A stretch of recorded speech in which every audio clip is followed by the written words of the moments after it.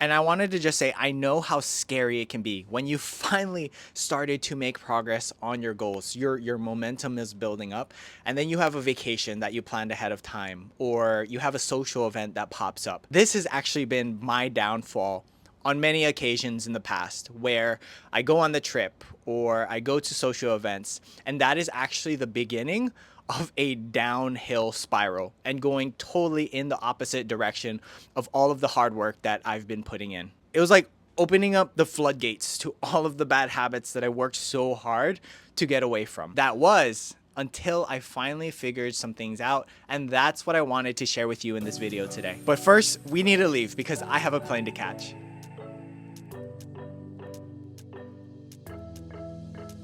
We got everything we need right here. Wine and burning chemistry. You and me alone. You and me alone. Alright, you have to understand that maintenance is a range. It's not one fixed number. And that's something a lot of people miss, is that they think when people talk about maintaining their weight, it's one specific number. I want to get down to 130. I want to get down to 140.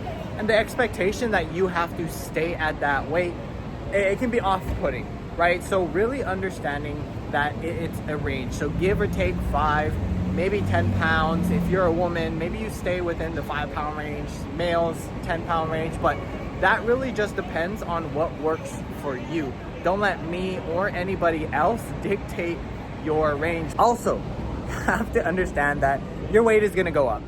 After your trip, after your vacation, you're holding on to more water, stress of flying in the airplane, the food you're eating, you're gonna be a little bit more inflamed, but that's okay. If you zoom out a little bit, you can really start to see that that 1 week is gonna be so insignificant. So go out there, enjoy yourself, spend the time with the people you care about, and make some memories. Because when you get to your deathbed, you're not going to think about, oh, I was able to maintain my weight, or I was able to stick to my diet during that trip. You're gonna remember all of the memories that you've made with the people you love. And those are the things that really matter. And the last thing, and this is the chunk, the meat of the message that I want you to take away, is that viewing your nutrition as being in phases and always having foundations to revert back to, or to implement when times are stressful, or maybe you are in vacation. So what does that actually look like? If you are following a diet and maybe you're tracking your calories and your macros, reverting back to a more basic foundation is going to be something like looking at the structure of your meals, right? What are some of the rules that you're setting in place to ease some of that stress that you have about losing your progress off, right? So what that actually would look like is making sure you're eating protein in every meal. Maybe that there is something going on, but maybe that's protein and veggies in every meal. And that's kind of the rule, the guideline that you're following.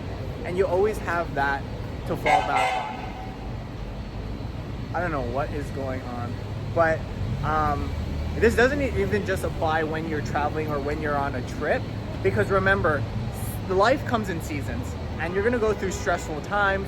You're gonna go through events where it's just too much to track your calories, track your macros. So reverting back to an easier structure is going to help you and is the key to making all of this sustainable. So I hope this was helpful. Again, nothing fancy, but if you liked this video, if you want more content like this to help you simplify health and fitness, make sure you subscribe to my channel and check out this next video. I'll see you in the next one.